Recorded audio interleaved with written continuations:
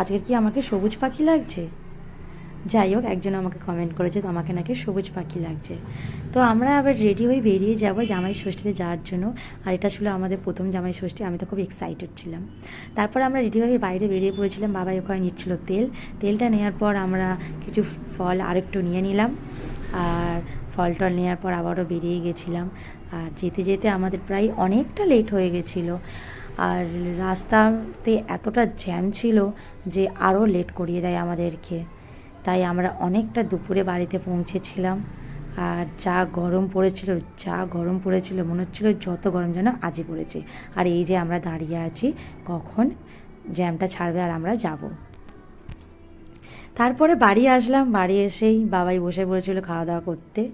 মনে হচ্ছে যেন জামাই সব কিছু, আমাকে কেউ কিছু দেখছেই না, খাবারও দেয়নি। দেখো এখানে কোনো আমার প্লেট নেই, সব প্লেটগুলো ওর জন্য।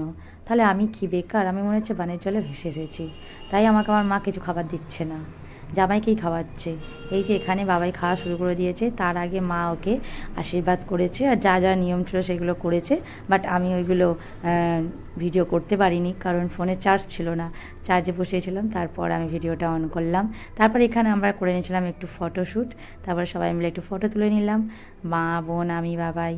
তো আজকে আমরা কাপল সেট পরেছিলাম, কেমন লাগছে অবশ্যই কমেন্টে জানাবে। আর এই যে বাবাই তারপরে খেতেও বসে পড়েছিল। এই যে দেখো জামাইয়ের জন্য আবার ভালো করে সুন্দর সুন্দর রান্না করা হয়েছে। ওইদিকে আমার প্লেটটাও আছে, কিন্তু আমাকে অতটা কিছু দেয়নি, যা দিয়েছে জামাইকে। তো এই ছিল আমাদের জামাই ছিল 5 রকম ভাজা, ডাল, পাবদা মাছের পাতুরি, মাটন কষা, আর ছিল চিংড়ি মাছের মালাইকারি। আর এই ডিশটা যদি তোমাদের পছন্দ হয়ে থাকে, মানে এই কাপেল ডিশটা, তাহলে তোমরা কিন্তু এই ডিশটা পেয়ে যাবে মিশো অ্যাপস থেকে।